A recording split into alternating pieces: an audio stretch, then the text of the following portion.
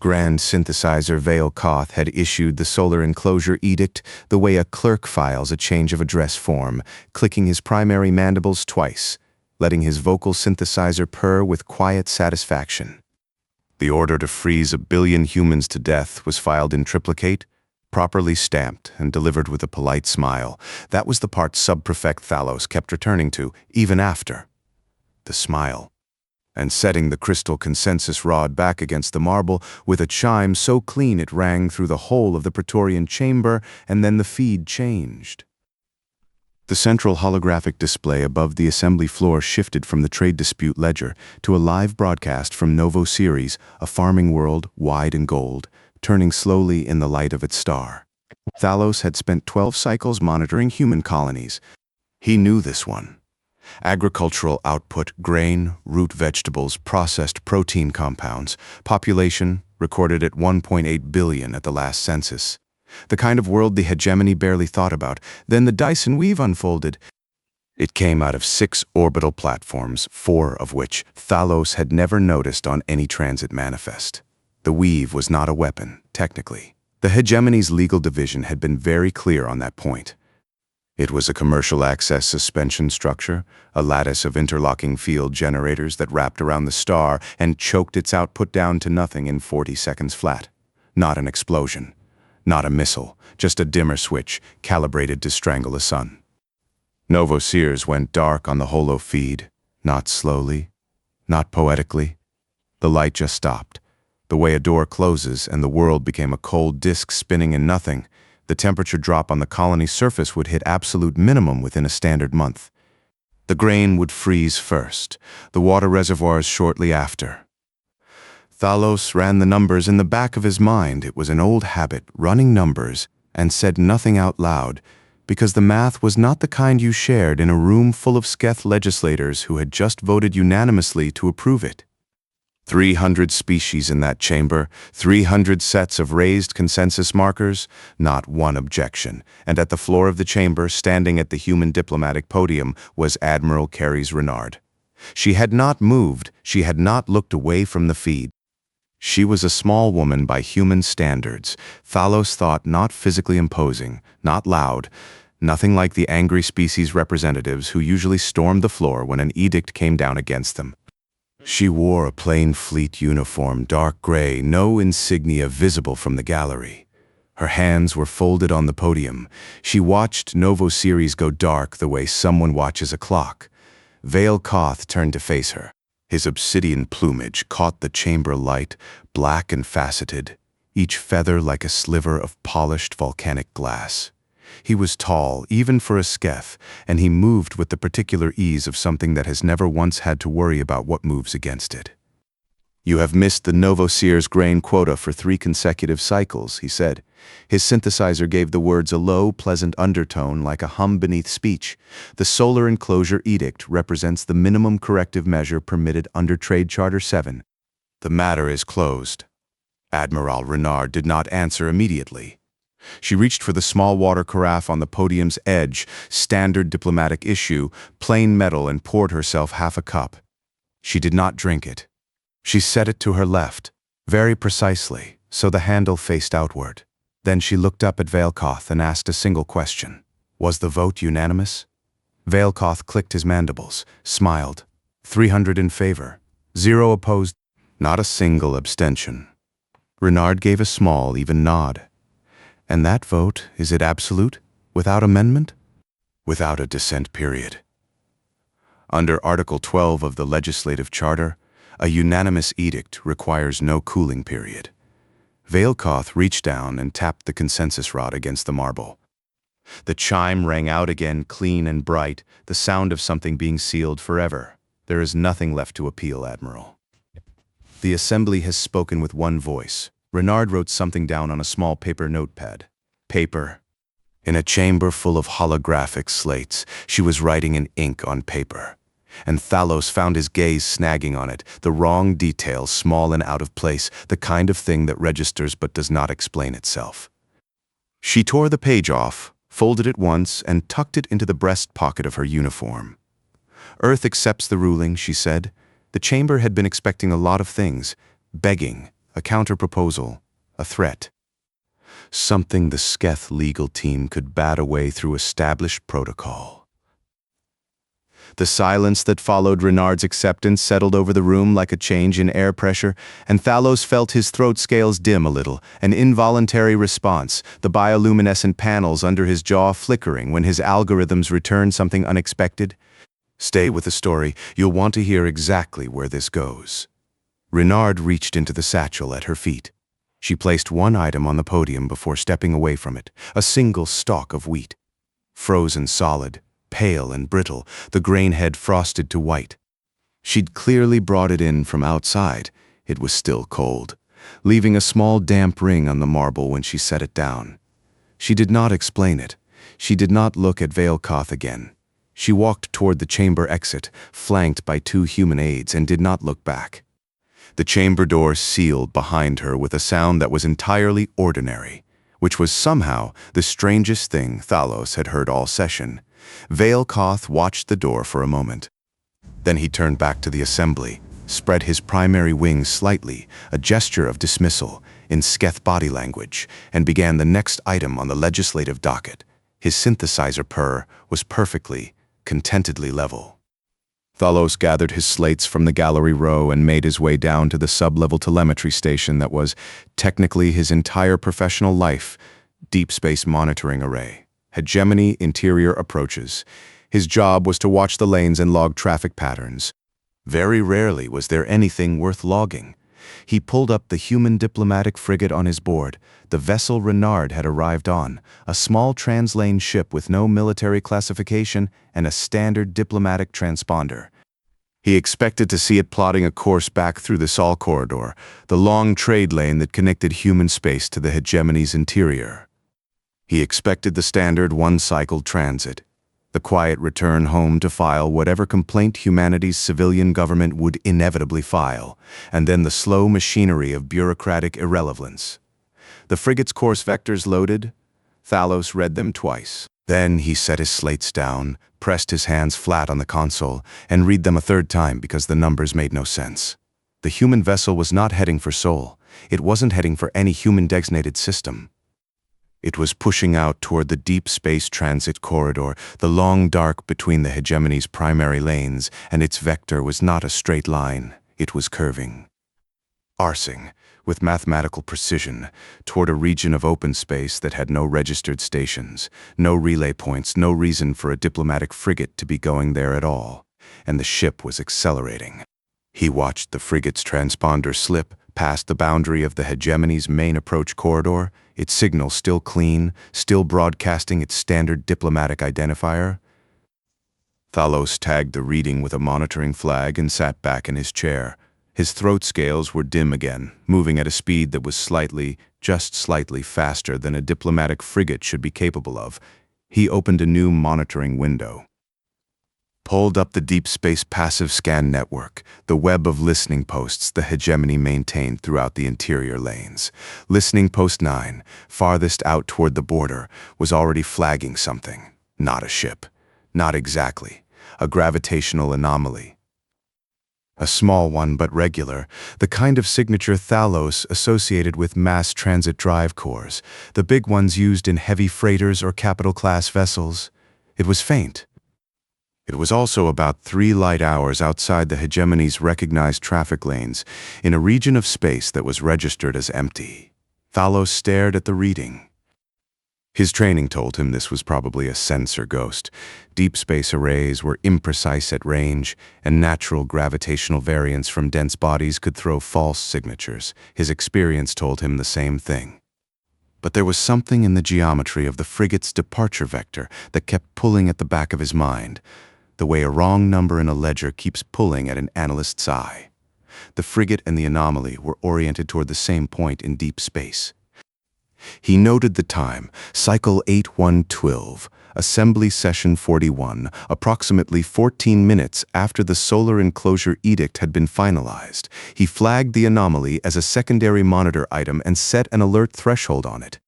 Then he sat in the quiet of his station and watched the human vessel fade into the dark. Across the chamber above him, Vale Koth's session continued without pause. The docket moved to an agricultural reallocation proposal from the Velk delegation. Someone was speaking about water rights on a mid-rim colony. The crystal consensus rod chimed again, twice, approving something routine. Thalos heard the chime through the station's ambient feed and felt his scales dim another shade. Nothing moved in the lanes. The alert threshold he had set on the gravitational anomaly tripped exactly 9 minutes later. Thalos was cross-referencing lane traffic logs when the soft chime sounded on his board, the tone he used for items that needed a second look, not items that needed immediate escalation. He had set it deliberately low because he still believed at that point in the sensor ghost explanation. Natural variance, a deep field echo from a dense body somewhere off the survey grid. He pulled up the new reading. The anomaly had not faded. The way ghost signatures faded, it had grown. And it had moved, not drifted, the way a natural gravitational source moves, but shifted with a kind of deliberate geometry he associated with drive correction. Something was adjusting its position. He expanded the scan window. 2 anomalies now. Separated by roughly the distance a capital-class vessel would put between itself and a neighbor during a formation approach. Thalos knew formation approaches. He had spent 4 cycles doing traffic analysis for hegemony fleet exercises, and the spacing between those 2 readings was not accidental. He tagged both anomalies and opened a secondary window on listening post 9's raw feed. The post was already registering a third. Thalos sat very still for a moment. His throat scales had gone entirely dark, not the partial dim of mild concern, but the full shutdown that happened when his prediction models returned contradictions he couldn't reconcile. He breathed through it, the way he'd trained himself to breathe through bad data, and began pulling coordinates. The anomalies were not clustered near a single point. They were spaced across a broad arc of deep space, far enough apart that a passive scan of any one sector would register only one faint reading, easy to dismiss. But plotted together on his lane map, with the frigate's departure vector overlaid, the shape they formed was not random. It was a net. The 3 points he could confirm sat at equal intervals along a curve that, if extended, would complete a closed perimeter around something specific. Thalos traced the implied arc with his stylus on the display glass, extrapolating the remaining points from the geometry. His hand stopped. The perimeter, if complete, would sit directly around Warp Gate Oris, the primary transit hub for the hegemony's central sector fleet traffic. The gate through which every military asset in the interior lanes had to pass on its way to or from the core systems. He checked the lane registry. Gate Oris was currently logged as handling normal traffic. No alerts, no flags. The hegemony's automated gate management system was reading the approaches as clear, because the anomalies were far enough out that they fell below the system's standard detection threshold, far enough out, but not by accident. The problem was that escalating a set of gravitational anomalies that had no confirmed source in a region of space where nothing should be. Thalos opened his secure line to the chamber's adjunct office. He needed to put this in front of someone who could escalate it. Based on a human frigate's departure vector and a geometry his own models were still struggling to confirm, that was not a report that would land well. That was the kind of report that made careers shorter. He thought about Renard walking out of the chamber. The way she had not hurried.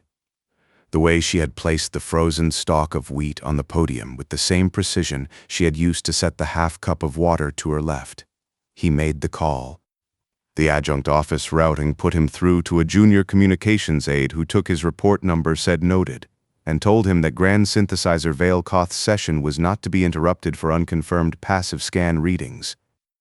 Thalos acknowledged this, closed the line, and turned back to his board. A 4th anomaly had appeared while he was on the call. This one was not near Gate Oris. He pulled the coordinate and matched it against his lane map. Gate Veth, secondary interior hub, northwestern sector. The curve implied by this new point did not intersect with the Oris perimeter.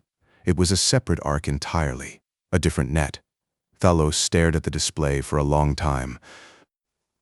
There were 6 primary warp gates in the hegemony's interior network. He had worked near them long enough to know their positions without looking them up.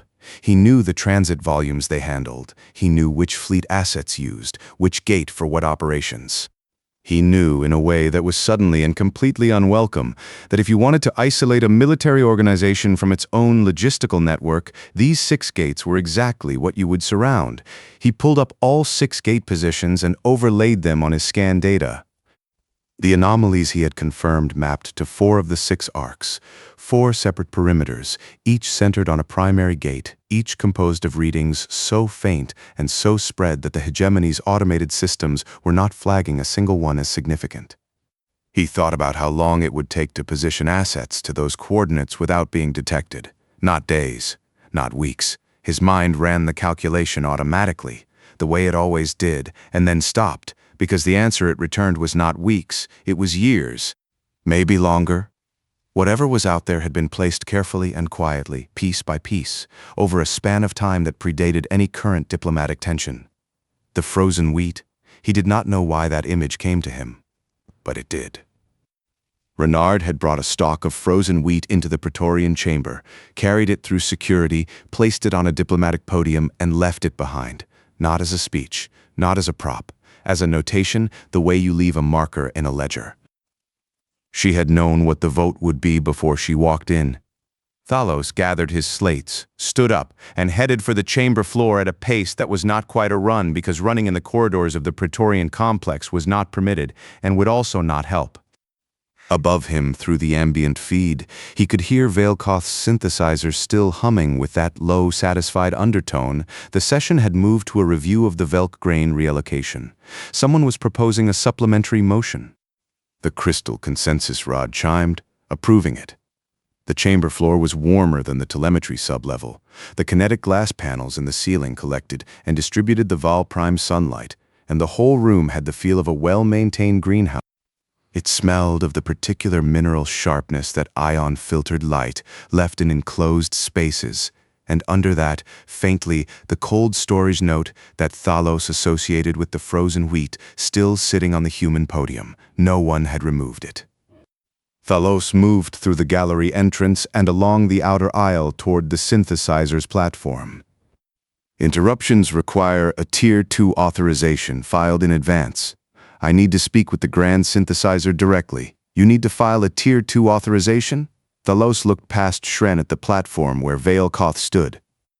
He was stopped, predictably, by Hegemony Protocol Officer Shren, a wide, flat-bodied species with 4 independent eye clusters who managed the floor with meticulous bureaucratic authority. Session is in progress, Shren said. Wings slightly spread as he reviewed the supplementary motion. His crystal consensus rod resting loosely in one hand, the obsidian plumage caught the light in facets prismatic, each feather a dark mirror. The human fleet is not responding to standard handshake protocols, Thalos said more quietly. The frigate's vectors indicate a distributed formation position. There are gravitational anomalies around at least 4 of the 6 primary gates. Shren's eye clusters rotated toward him in sequence. Gravitational anomalies, artificial ones. Shren processed this for a moment. Then, the humans are filing no military action under the Treaty of Val. They cannot take unauthorized military action. It is a biological constraint, sub-prefect. Their species requires a 50-cycle legal review process before any use of force above ceremonial threshold. This is documented in the Integration Charter. They filed no appeal. Thalos said. They accepted the edict, which means the treaty's use of force restriction is still in full effect. Thalos stopped, thought about how to say the next part clearly. The restriction applies to unauthorized force. They accepted a unanimous amendment-free edict with no dissent period. Under Article 12, a unanimous edict carries the weight of a charter revision. If the edict legally reclassifies the existing treaty status, Shren's 4 eye clusters stared at him in 4 different directions simultaneously, which was how Thalos had learned to read confusion in that species. The concept was not landing, which meant it would not land any faster with Veilkoth, who had designed the Article 12 clause himself, and who believed in it with the serene confidence of someone who had written the rules to be unbreakable. On the platform, Veilkoth chimed the rod once more. The Velk motion passed. Thalos turned and went back down to his station. On his board, a fifth arc was beginning to resolve. The anomalies were not growing louder. They were growing more numerous, point by point, the way a constellation appears when your eyes adjust to the dark, not sudden but inevitable, each new point having been there all along. He pulled up the Deep Space Listening Post network and started checking which posts were in range of the outer coordinates. Listening Post 9 had gone quiet. Not offline, its carrier signal was still active. But its data stream had stopped sending readings, the way a microphone goes silent not because it is broken, but because nothing near it is moving. Whatever was in the space around that post was not registering on its sensors, which meant the things out there were not registering anything the post could recognize as a ship. Thalos had a precise and well-trained analytical mind, and he used it now to work through what would be required to be invisible to a hegemony deep space passive array. The array was calibrated for known drive signatures, Sketh, Velk, the dozen other species that used hegemony standard propulsion. It was also calibrated for human standard drives, which had been provided to the hegemony's technical division as part of the Integration Charter's transparency clauses. It was not calibrated for drives it had never seen. He sat with that for a moment. Then he opened his incident log and began to write, because he was an analyst, and that was what analysts did when the data stopped making sense. They wrote down what they knew, in order, so that someone reading it later would understand the sequence. Cycle 8112.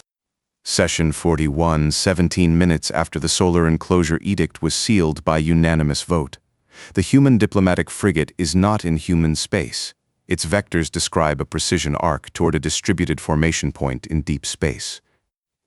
Listening Post 9 has gone passive silent without explanation. Gravitational readings consistent with massed capital-class drive cores are present around at minimum 4 of the 6 primary hegemony warp gates in formations geometrically consistent with a cordon perimeter. The readings are faint enough that standard automated systems are not flagging them. They are not natural. He stopped writing, added one more line. They have been there for some time. The chime of the consensus rod drifted down through the station's ambient feed, bright and clean, as Vale Koth closed out another item on the docket. The sound filled the sub-level the way it always did, polished, absolute, indifferent. Thalos's board lit up with a new alert. A 6th arc was resolving. The last gate. The cordon was now complete. The 6th arc did not flicker or drift the way a sensor ghost would. It held its position with the same quiet precision as the other 5, and Thalos understood, in the particular way that analysts understand things they would prefer not to, that this had been true for some time. The readings had not appeared. They had been revealed, each one already in place, only becoming visible as his scan window widened and his calibration adjusted for signatures the hegemony's standard arrays were not built to recognize. He pulled the full cordon overlay onto his primary display. 6 arcs. 6 gates. Each perimeter composed of points spaced at intervals his training told him were consistent with capital-class vessels maintaining stealth drift formation, close enough to coordinate, far enough apart to avoid overlapping their drive suppression fields. The geometry was not approximate, it was exact. The kind of exact that came from positioning assets over a very long time, with very careful math, and then waiting. Thalos opened a direct channel to the chamber floor, not the adjunct office, not Shren, but the Grand Synthesizer's personal frequency, which required a Tier 4 authorization he did not have and used anyway. Vale Koth's aide answered, told him to hold. He held for 43 seconds before the line went to automated routing and deposited him back in the adjunct queue. He closed the channel, looked at his display. Then he did the only thing left available to him. He pulled every passive scan feed from every listening post in the hegemony's interior network and began running them through a manual overlay, looking for the signatures the automated system wasn't calibrated to catch. What he found was worse than the cordon. The listening posts hadn't gone quiet because there was nothing near them. They had gone quiet because something near them was absorbing their scan pulses rather than reflecting them, a property he associated with no known hull material in the hegemony's technical registry. He pulled the absorption profiles and ran them against the Integration Charter's transparency clauses, the section where humanity had submitted their vessel specifications as part of the membership agreement. Which meant either the data was wrong, or humanity had vessels that had never been submitted for transparency review, which was a violation of the Charter's disclosure requirements, except he worked through the logic carefully. The profiles did not match any submitted specification, the way he always worked through things carefully, except the Charter's disclosure clause required submission of vessels active in hegemony-adjacent space as of the date of signing, not vessels built after. Not vessels that had never entered hegemony-adjacent space until now, vessels that had been waiting quietly in open space outside the designated boundary for a legal trigger that would make entering it not a violation at all. Thalos set his stylus down. He thought about what Renard had said in the chamber. Earth accepts the ruling. Not, we will comply. Not, we have no choice. Accepts, as if accepting the edict was itself the action, not the consequence of it. He thought about the paper notepad. The ink. Paper couldn't be remotely wiped, access restricted, or pulled from a server. Whatever she had written down in that chamber was hers alone. He thought about the frozen wheat, still on the podium above him, and what it meant to bring physical evidence of a frozen world into a room where you were about to accept the legal order that froze it. She had known the vote would be unanimous. She had needed it to be unanimous. The Article 12 clause, the one Veilkoth himself had written into the Charter, the one that made a unanimous edict amendment-free and dissent-free, had not trapped humanity at all. It had released them. Thalos stood up, sat back down. His throat scales were completely dark, and for the first time in his career, he had the clear, cold sense that writing a report was not going to change what happened next. Above him, Veilkoth's synthesizer hummed through the ambient feed. Still pleasant, still entirely certain. The session was now on a routine infrastructure review, gate maintenance schedules, lane traffic projections for the next cycle. The Grand Synthesizer was discussing, with mild satisfaction, how the hegemony's transit capacity had never been more efficient, and then every listening post in the network went dark at once. Not quiet. Dark. Carrier signals dropped simultaneously across all interior approaches, the way lights go out during a power failure, not one by one, but all together, as if something had simply decided that the posts had seen enough. Thalos's board shifted from a pattern of faint anomaly readings to a board that showed him nothing at all, and the nothing was the loudest thing he had ever heard on a telemetry display. He keyed the chamber's emergency access override, the one that bypassed tier requirements and routed directly to the floor speaker system. It was designed for fire alerts and structural failures. He used it. Grand Synthesizer. His voice came out flat and level, because there was nothing useful that panic could add to this. The interior network has gone dark. All 6 primary gates are surrounded. The humans did not file an appeal because the unanimous vote legally terminated the treaty's use of force restriction. They are not in violation of the Charter. There is no procedural mechanism to invoke. Whatever they are doing it right now. A long pause from the chamber above, then Veilkoth's synthesizer, its purse still present, but slightly slower, Sub-Prefect. You're describing an action profile that is biologically inconsistent with the human integration parameters. They require a 50-cycle review to authorize force above ceremonial threshold. This is documented and verified. The documentation covers authorized force, Thalos said. They authorized nothing. The vote did. Another pause. Thalos heard the crystal consensus rod tap the marble once, softly, as if Veilkoth were thinking through the logic and finding something that didn't quite close. Then the chamber feed cut to a different channel, the external strategic display, the one that showed fleet positions and gate status across the hegemony's entire interior network. The display, from what Thalos could see through the chamber's secondary feed, was entirely black. The signal came through on the wideband emergency frequency, the one used for natural disasters and humanitarian crises, because it was the one channel every species in the hegemony network was legally required to monitor. Thalos caught it on his board 2 seconds after it transmitted, Admiral Carey's Renard's voice.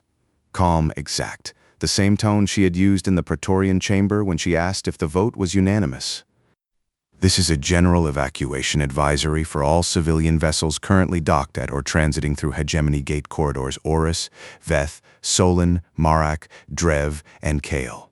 Civilian evacuation windows are now open. Low-mass vessels, passenger liners, transport barges, colony freighters are cleared to exit through designated corridors. Corridors are marked on the attached chart. You have a window, use it. A chart followed the transmission. Thalos pulled it up.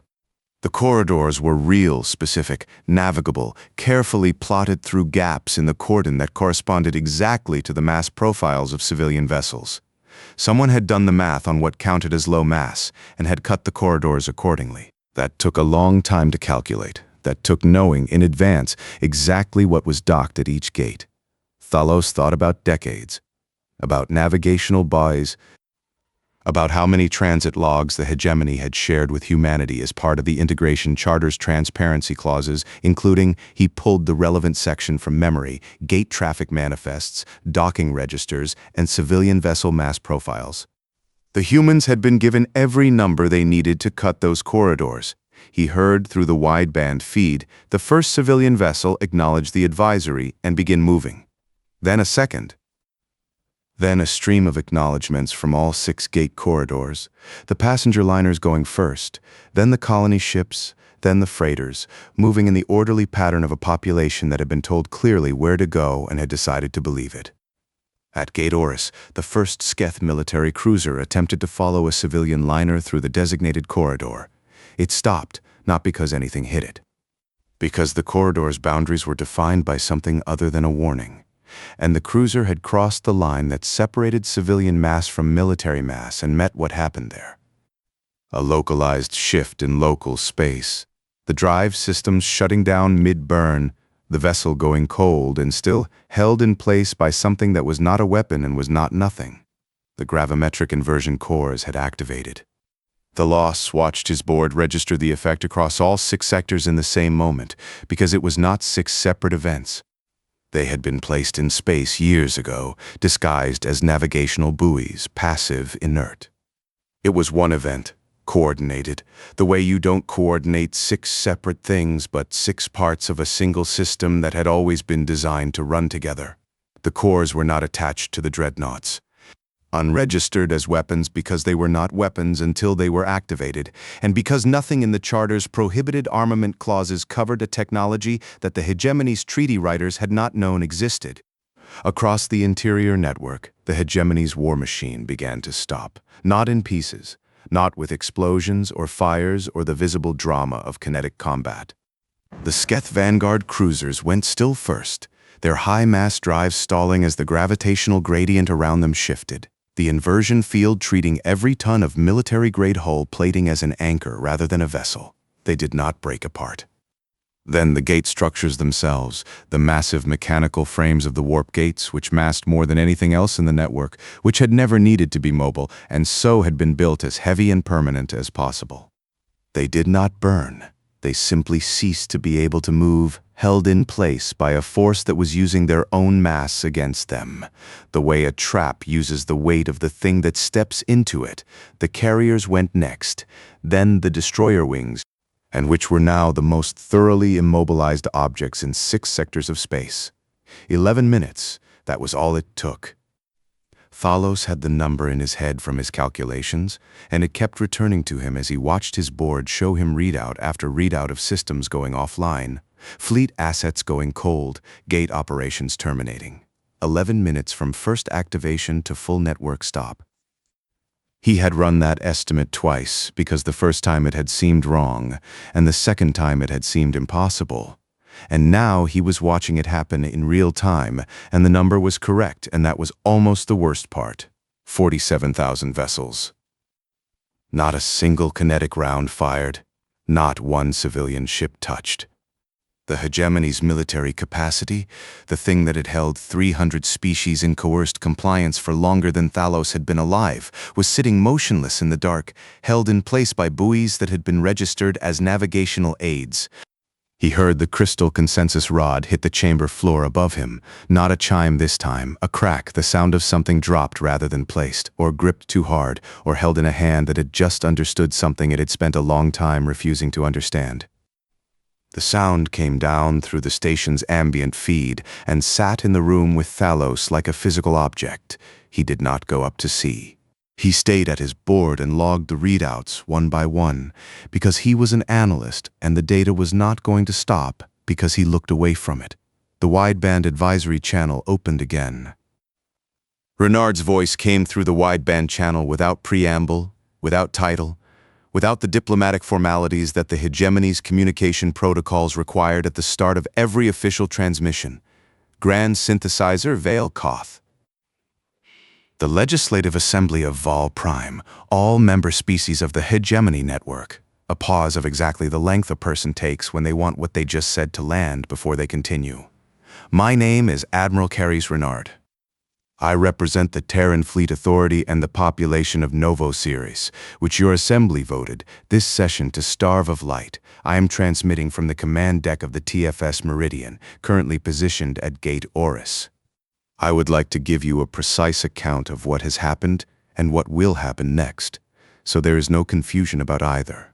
Thalos kept logging. His hands were steady, which he found faintly surprising. Your war machine has been immobilized across all 6 interior sectors. This is not a temporary condition, and it is not a bargaining position. The gravimetric inversion cores embedded in the former navigational buoys at your gate perimeters are now part of the permanent infrastructure of this lane network. They will remain active. The assets they are currently holding, your cruisers, carriers, destroyer wings, and gate structures, will remain held. Any attempt to approach them with maintenance or salvage vessels above a certain mass threshold will result in those vessels joining the held assets. You have the mass threshold calculations in the evacuation chart I transmitted earlier. The math is not complicated. Another pause. The civilian evacuation corridors I opened 20 minutes ago will remain open for the next standard cycle. Every non-military vessel in the network has a path out. We have tracked their exit progress, and the corridors have been adjusted twice already to account for traffic. No civilian ship has been held. No civilian ship will be held. This is not an accident of targeting, it is the design. The inversion fields are calibrated by mass. Your people built their military hardware heavy because heavy meant powerful. We use that. Thalos wrote that down in his log, word for word, because he was not sure the recording system was still functioning, and because some things deserve to be written down by a person rather than a machine. Effective immediately, the lane network and all stellar access rights within the former hegemony interior are under Terran Protectorate jurisdiction. The Legislative Assembly's authority over transit, trade, and territorial designation is void. The vote to enact the Solar Enclosure Edict constituted the final exercise of that authority, unanimous, amendment-free, sealed under Article 12, exactly as Grand Synthesizer Vale Koth designed the charter to work. We are grateful for the precision. Up in the Praetorian chamber, Thalos later learned, the room had gone very quiet when Renard's image appeared on the central holographic display. Not the feed from Novo Ceres this time. Her face, her uniform, the plain gray of the fleet, the command deck of the Meridian visible behind her in the dim light of a ship running without display illumination. She looked the same as she had looked standing at the diplomatic podium, hands folded, expression level. Nothing in her face that named what she was feeling, if she was feeling anything at all that showed. Vale Koth was standing at his platform. His wings were half spread, a posture Thalos associated with the grand synthesizer processing something that had not resolved yet, not threat response, not dismissal, but the particular stillness of a mind that has found a variable it cannot place. His right hand was bleeding. The crystal consensus rod had been in his grip when the network went dark. The outer casing, genuine crystal, not synthetic, a ceremonial material that had been in continuous use since the founding of the assembly, did not flex under pressure, it shattered. The pieces were on the floor around the platform, catching the kinetic glass light in small bright fragments, and the dust from the break had settled into the cuts on his palm.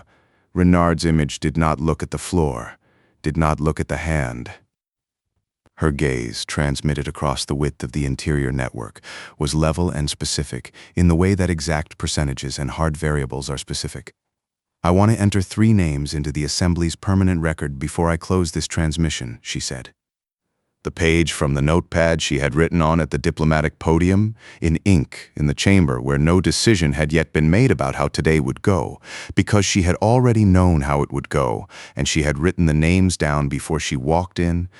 Under Hegemony Charter, the record cannot be restricted or amended without a unanimous vote of the full Assembly, which you are no longer in a position to hold. The names will therefore stand. She looked down just once at the paper in her hand, so that they would be ready when the moment arrived. Hanna Solberg, architect and colony surveyor, age 31. She was the first Novo Series colonist to die of cold after the Dyson weave deployed. One name, one age, one fact. Demi Okafor, agricultural systems engineer.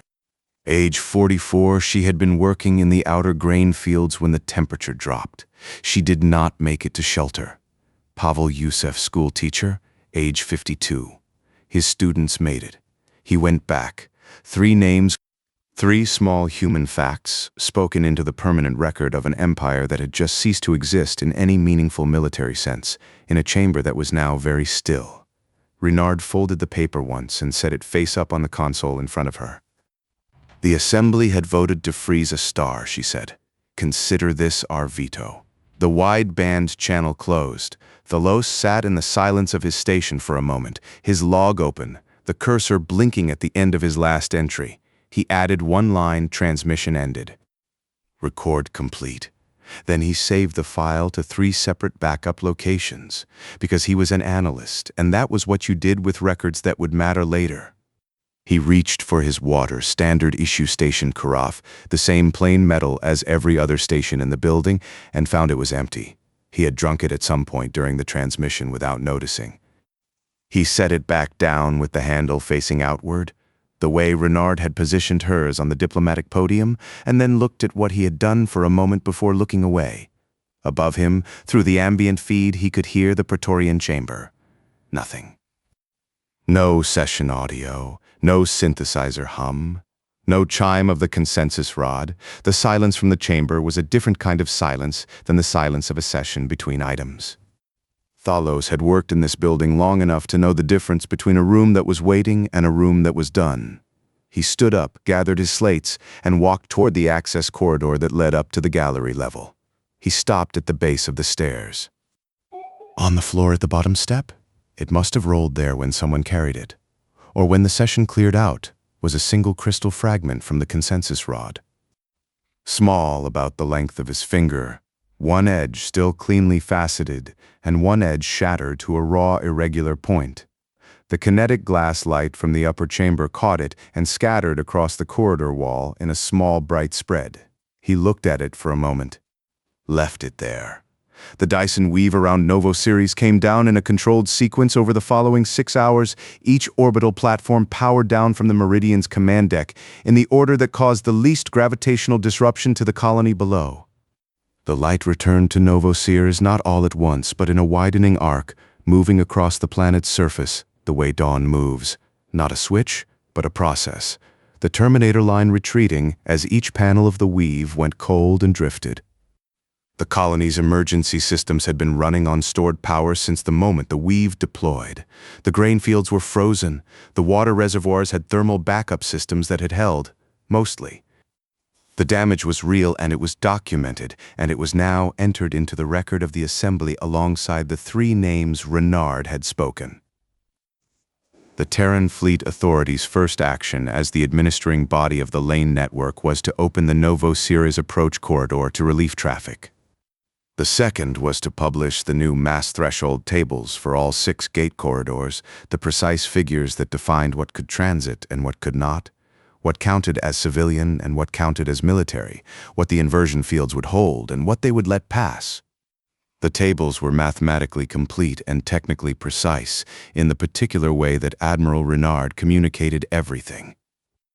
Across the network, 300 species that had spent cycles calculating the minimum tribute required to satisfy the hegemony's voting bloc began running a different set of calculations. The math was not complicated. As Renard had said, the inversion fields were permanent. The Vel-Karath Compact. The gates were held. The cruisers were held. There was no military force in the interior network that could answer the Terran Fleet Authority's tables with anything other than compliance. The second largest military body in the outer lanes, a species the hegemony had been slowly encircling with favorable trade routes and coerced membership agreements for the better part of a decade, went entirely quiet for 48 hours after the transmission ended. No communication, no fleet movement, no response to the hegemony's requests for a joint statement. When they finally broadcast, it was not to the Assembly. It was to the Terran Fleet Authority. The message was short. It asked about the mass threshold tables and whether relief vessels from the Compact's medical corps, specifically their low-mass hospital ships, would be cleared through the Novo Series corridor. Thalos logged the transmission, noted the time, added it to the file. He had been at his station for 16 hours by then. The water carafe had been refilled twice by the station's automated service unit. The Praetorian chamber above him had not resumed session. The ambient feed, when he checked it, was delivering the sound of an empty room, the particular acoustic of a large, high-ceilinged space with no one in it. He did not know where Vel-Koth had gone. He had not gone up to look. The frozen wheat stalk was still on the human diplomatic podium. He knew because the chamber's maintenance log, which he had access to as a sub-level systems analyst, showed no removal order filed. Someone would file one eventually, or they wouldn't. Either way, the log would show when it was entered, and by whom and what had been decided about it. The record would show everything that was, in the end, what records were for. He pulled up the Assembly's permanent ledger, the one that could not be restricted or amended without a unanimous vote, and found the entry Renard had added during her transmission. It was there, exactly as she had spoken it. 3 names, 3 ages, 3 plain facts. Below them, in the automated timestamp field, was the session number and the date. Cycle 8112, Assembly Session 41. He read the 3 names once. Then he closed the ledger, saved his log, and turned off his display. The crystal fragment was still at the bottom of the stairs when he left.